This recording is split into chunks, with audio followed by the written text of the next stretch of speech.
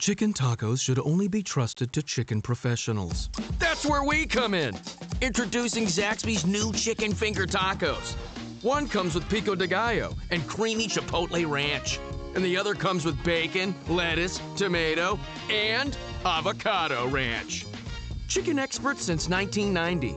Chicken taco experts since now. Order yours today in the Zax Rewards app. Woo, saucy! Zaxby's. You're listening to the Archaeology Podcast Network. You are now entering the Pseudoarchaeology Podcast, a show that uncovers what's fact, what's fake, and what's fun in the crazy world of pseudoarchaeology.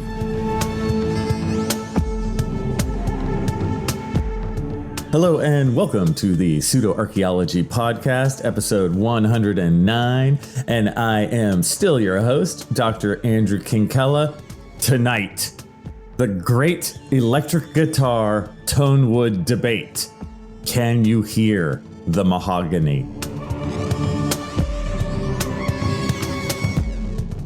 So, as you can tell from the title of this, I thought I'd step a little bit aside from classic pseudoarchaeology for today and concentrate a little bit on pseudoscience.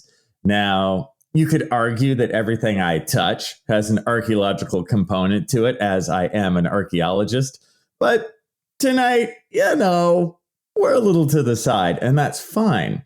The reason why I'm doing this is because every so often I'll notice something in the everyday world that follows the same pattern as pseudoarchaeology, right?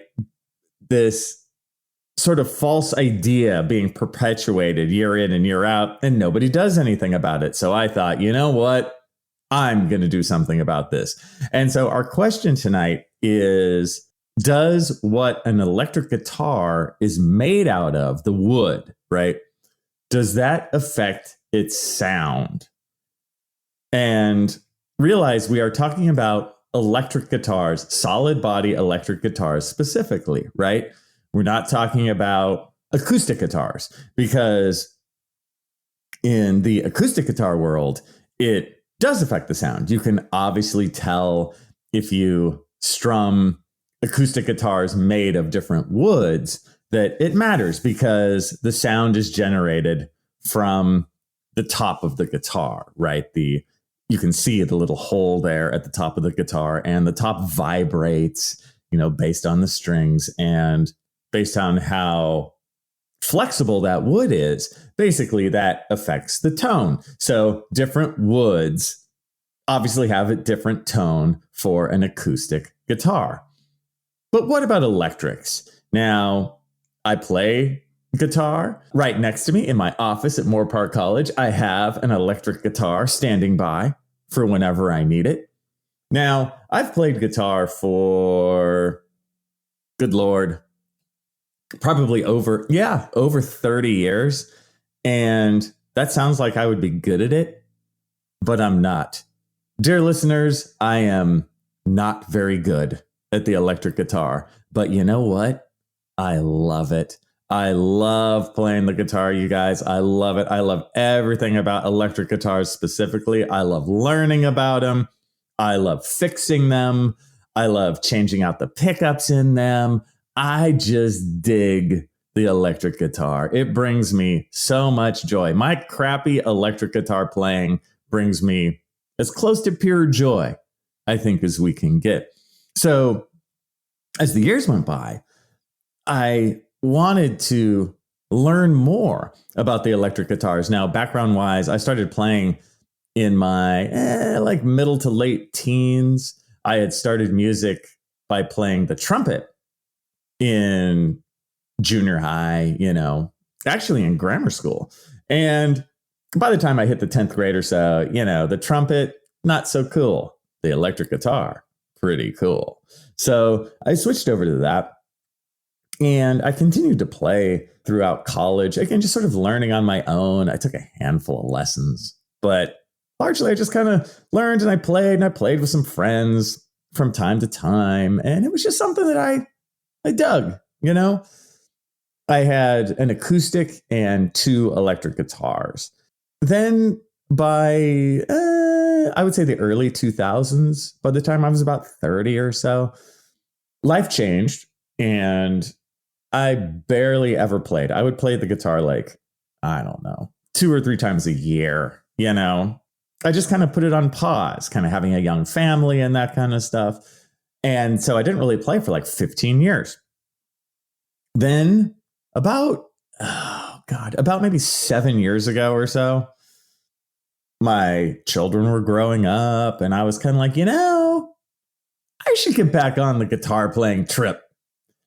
And so I started again, this was maybe 2015, 2016, something like that.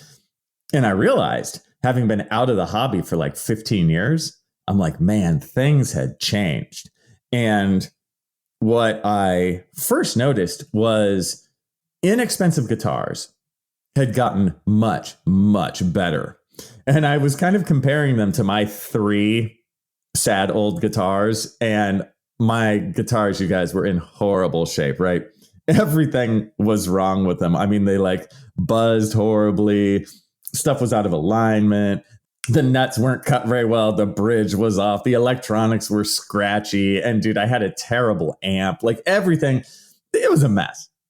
So I did a couple things. First, I bought myself not 1, but 2 new guitars, 1 new acoustic and 1 new electric. And they were inexpensive.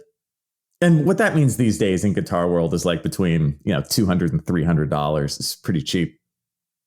And I bought those and so I could see how good things could be. And then I also decided to fix what I had, right? So I'm going to look into this and I'm going to fix my old stuff. And not only am I going to fix it, I'm going to modify it and I'm going to improve my guitars, my sad collection of 3 guitars. So knowing enough about guitars where I know that pickups made a difference, and I'll get into how that works later, I decided to buy some new pickups for one of my guitars. Now, pickups themselves are extremely simple things, you guys. Like the technology in electric guitars is really, it was old technology in the 1950s, basically. And they really haven't changed it since. So guitar pickups are magnets with wire wrapped around them. That's really it. And then you're going to electrify those. And when you strum your metal strings, it's going to create a current that is then ultimately picked up. So it's important to realize that guitar pickups are not microphones. Okay, they don't pick up like sound like that. It's about a metal vibration with a magnet, and then sort of that energy being translated into electricity and then back out to vibrations through the amp. Now, when I was looking to buy these new pickups, now, those of us who know guitars, a Stratocaster has 3 pickups, a Les Paul or a Telecaster have 2 pickups, and Eddie Van Halen is known for using 1 pickup in his early guitars because he's awesome. In buying these pickups, I went to the 2 main pickup sellers, which are companies called Seymour Duncan and DiMarzio. And looking on their website, I realized they had a drop-down menu of like choose your own pickup kind of thing, right? Both of these sites where you drop down and you choose what you want, what kind of sound you want. Do you want it to be darker? Do you want it to be more bright? And so on. Totally makes sense. And of course, the type of magnet that the pickup is made out of will make a difference. Makes sense. Now, I looked at these drop-down menus and I'm going through them. I'm like, okay, 6 strings. All right. I want a brighter pickup, whatever. But then there's a drop-down menu that says wood. Tonewood. And they want to know what the body of my solid electric guitar is made out of. And there's this drop-down menu for like mahogany and maple and ash and so on. In the guitar building world, common woods are mahogany, which is seen as having a dark tone, maple, which is seen as having a bright tone, And then a bunch of stuff in the middle, like alder or ash, and even pine and poplar. Those are some of the more common ones. Now, not only did they have a drop-down menu for the guitar body, they had a drop-down menu for the guitar neck. What's your fretboard? The part where the frets are, the part where you put your fingers. Was your fretboard made out of rosewood or made out of maple? And you would choose these selections. And then the website would give you pickup choices based on all these. And the variables included the wood. Now, I was kind of new to guitar at the time, meaning I kind of was re-upping my knowledge of it. And it been a long time, so I went with it. And I clicked the right stuff. Oh, this guitar is mahogany. Oh, it has a rosewood fretboard, right? And I ultimately bought a pickup based on these choices. But as I did more research and as I thought about it, and you guys, I did put the pickup in and it worked perfectly fine.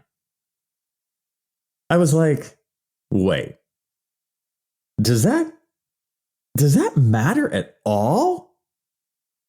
Thinking about the physics of the thing and how an electric guitar works, I'm like, wait, I'm pretty sure this is all pseudoscience.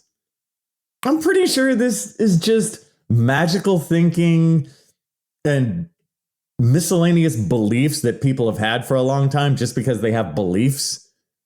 I think it might just be because they are comparing acoustic guitars and electric guitars. And while everyone gets how acoustic guitars work, most people actually don't really get how electric guitars work. So they're sort of taking the ideology of the acoustic guitar and putting onto an electric guitar where it really doesn't compare at all.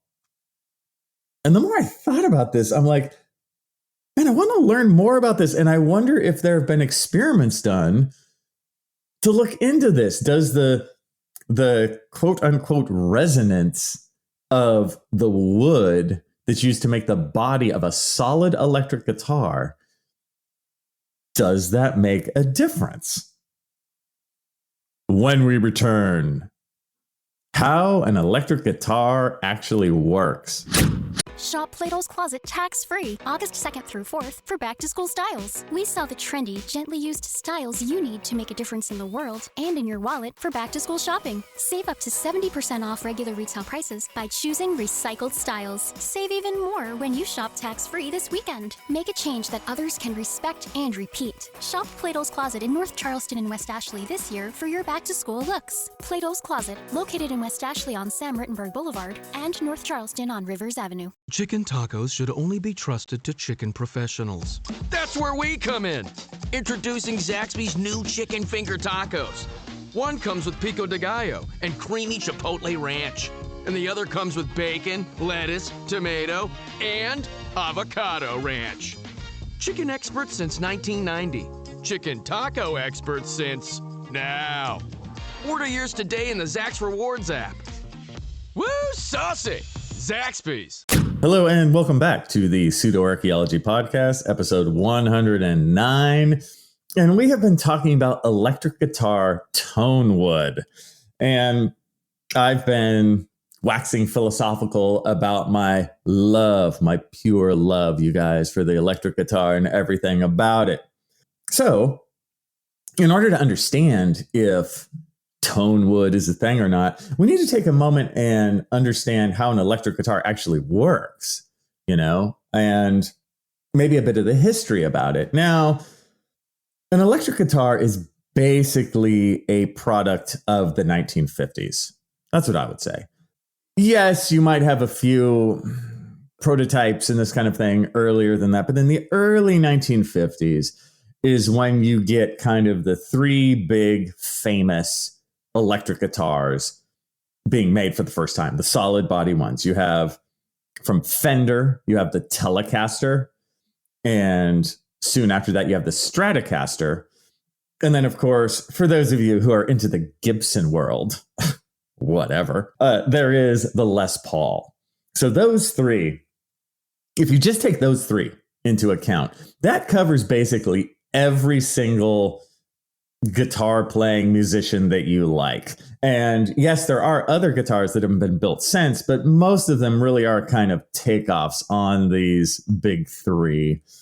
Why this started in the 50s was really, you have acoustic guitars before that, and they're in the band. And you think of the band being kind of a big band or this kind of thing. And acoustic guitars are kind of quiet, you know?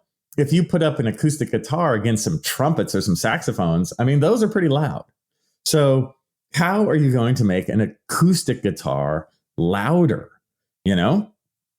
Now, as we talked about earlier, acoustic guitars do have a difference when it comes to the woods, especially those used for their tops. A mahogany topped acoustic guitar will sound what we call darker usually, or more MIDI, meaning that the high notes are a little bit more subdued. They have a little bit more of a warmer tone, right?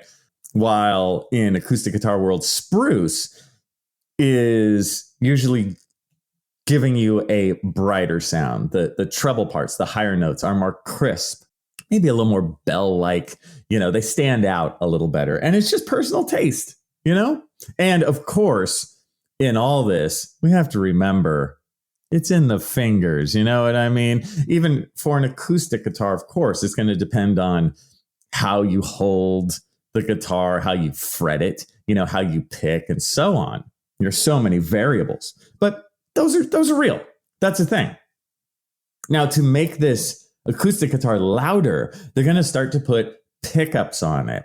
And as I talked about before, electromagnetic pickups are such simple tools, you guys. It's a magnet with wire wrapped around it, plugged in, of course. And the pickups pick up the sound of the steel strings being strummed. An electric guitar needs steel strings. If you put nylon strings on it, it won't work. It needs the metal. So you strum these, and basically, I don't want to get too crazy into it, but the strings themselves are magnetized a little bit by being in this magnetic field, and they wiggle.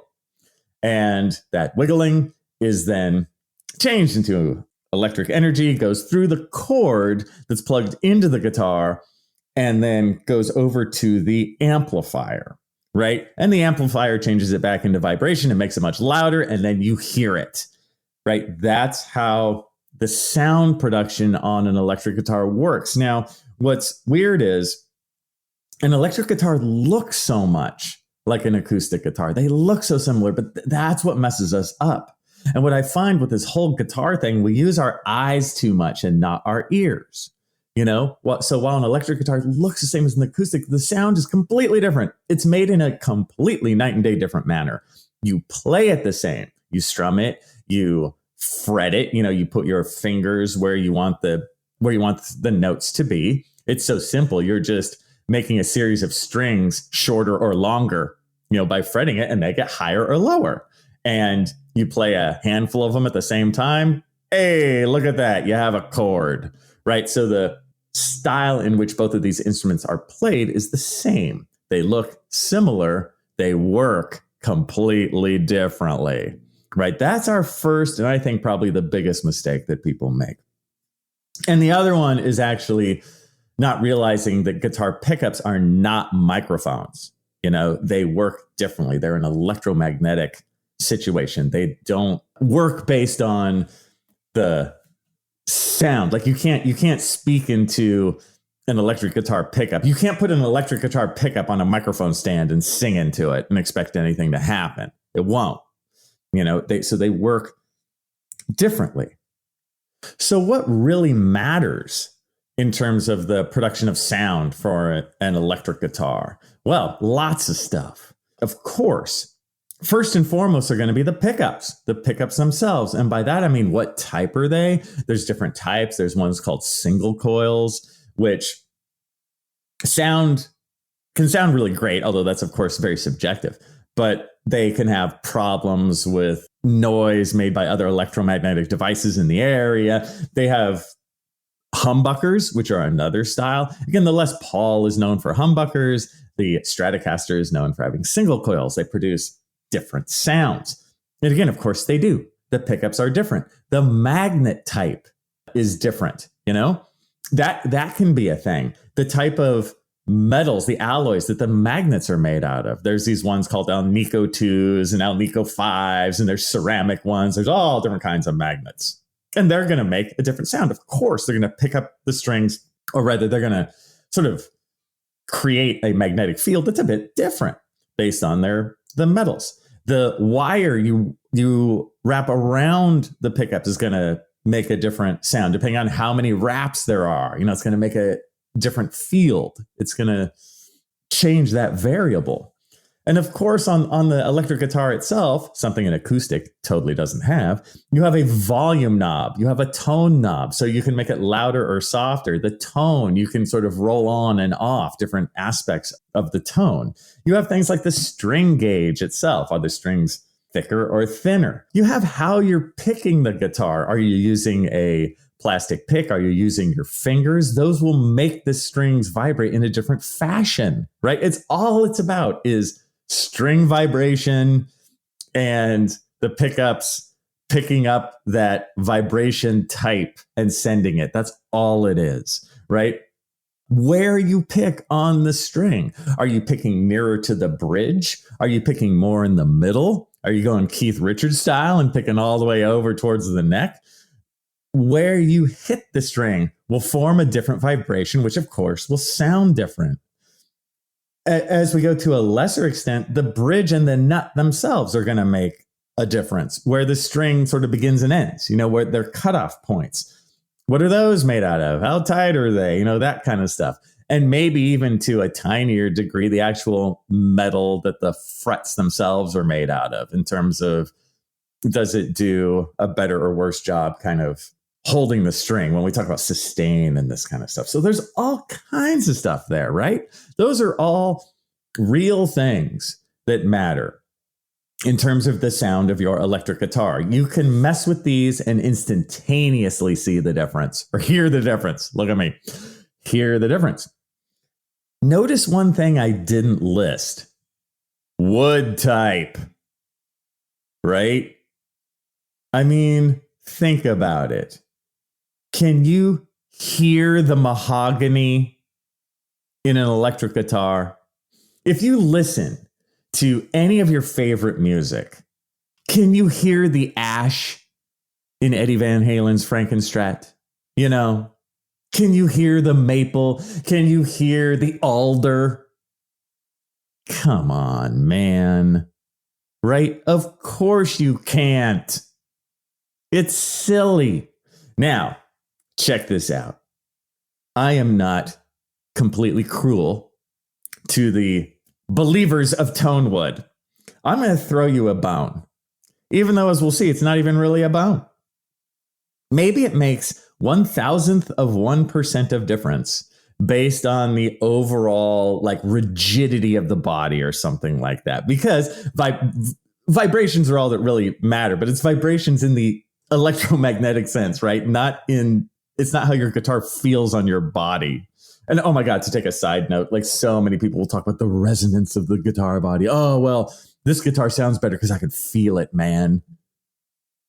The electromagnetic current like doesn't give a damn about that. Okay? Your feelings. Remember, it's about data, not feelings. How many times have I said that? So the bone I'm going to throw is something like that. Okay, maybe a half of an nth of a percent. The rigidity of the guitar, maybe, because, hey, maybe the pickups themselves might vibrate a little or something like that. But in reality, if you even take that bone I've thrown, okay, maybe the body being a little more rigid, maybe it matters a tick. First, there's two things why this isn't really a bone. Thing number one, all that stuff I already listed matters more. Case closed. Stop talking, right? I didn't even say on the pickups, the pickup height, how close it is to the strings, and its location along the strings. Is it close to the bridge? Is it somewhere in the middle? I mean, an eighth of an inch off will make a huge difference. So all that stuff is huge. The volume knob, the tone, do you use a pick or not? All that stuff matters more than if it's alder. Please. And if we also think more about this, wouldn't the paint matter more than the wood? What about tone paint? I got to put my tone paint on. Then I can get my tone.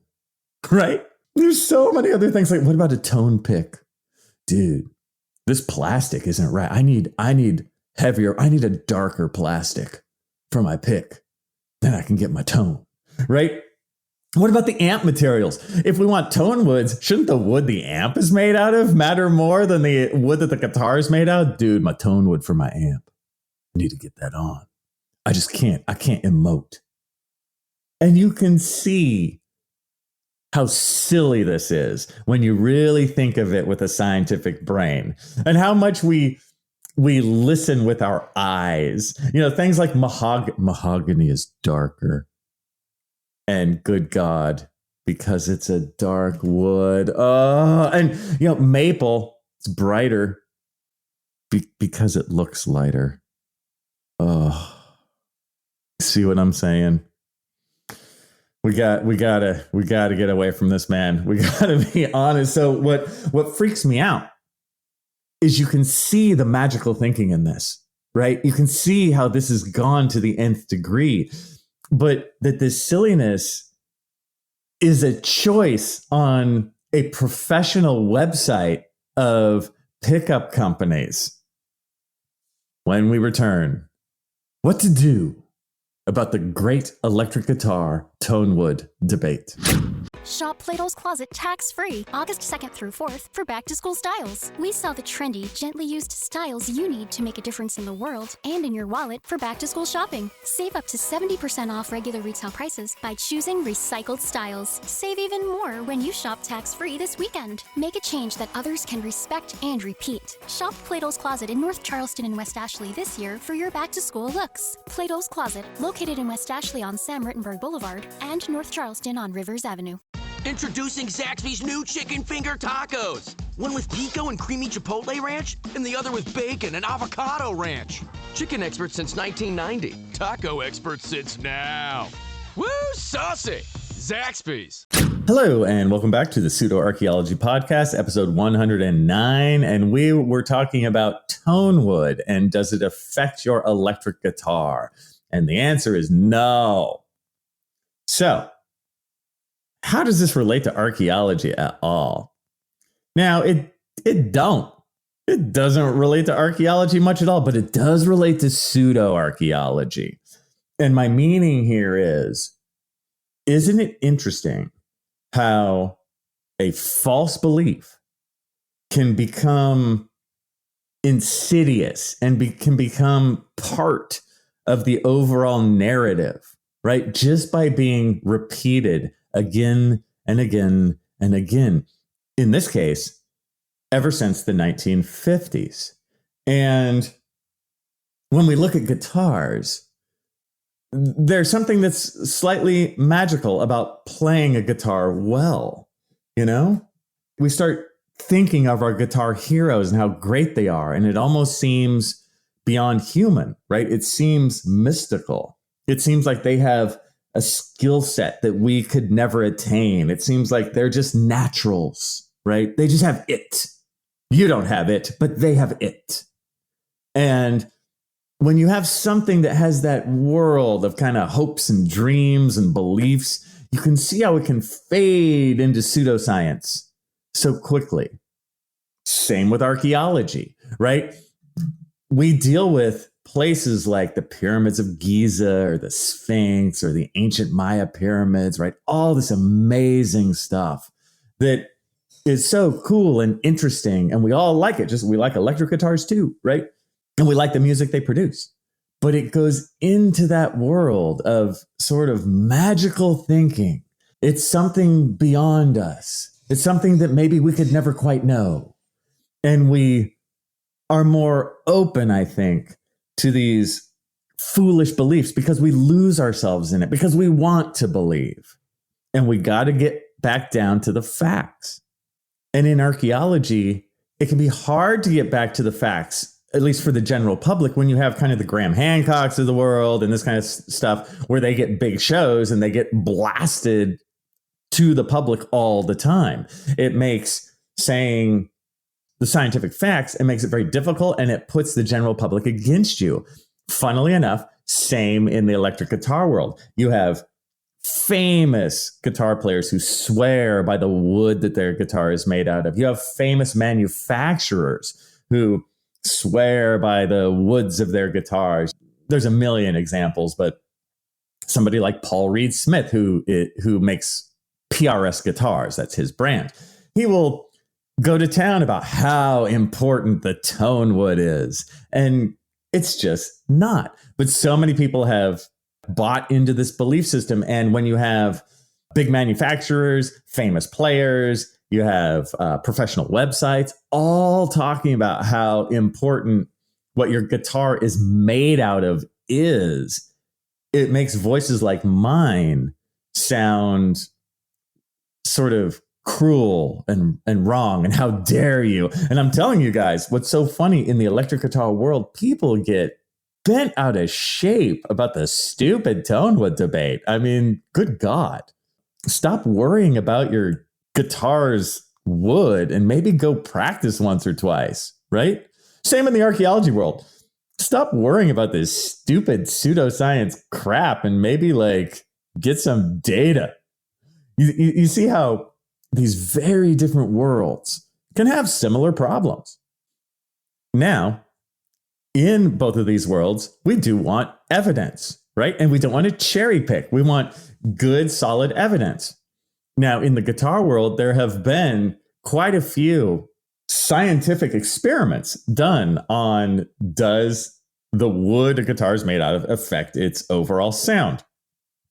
I will put one or two links at the bottom of this podcast so you guys can check out one or two of these. But one of my favorite ones, this guy, and it's pretty recent too, he has a guitar, a Telecaster style guitar, and he plays it, and then he plays another Telecaster guitar, and they sound very different, right? And so at first sight, you would think, oh my God, the Tonewoods, they're so different. And he talks about, oh, this guitar is ash and this is a basswood or whatever. But then as he goes through it, he starts to change things out, right? He changes out the pickups, and he puts the same pickups in both guitars. And then he strums them, and you're like, ooh, that sounds a lot closer. And then he does things like he makes sure the pickup heights are the same. Again, the distance between the pickups and the strings. And basically what he does is he gets the strings, the bridge, the nut, and the pickups the same on both guitars. Now, the woods are different, but then he records them.